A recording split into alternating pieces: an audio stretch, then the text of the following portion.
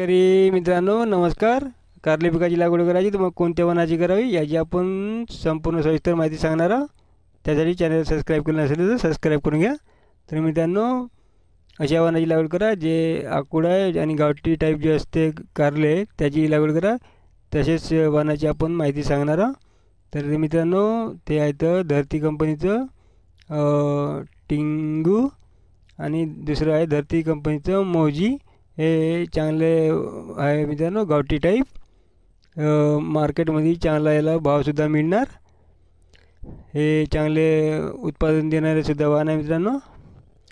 याची आपण अवश्य लागवड करा. हे चांगले असे आहे धरती कंपनीचे.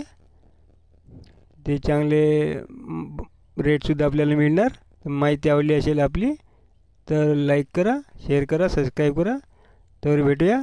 धन्यवाद.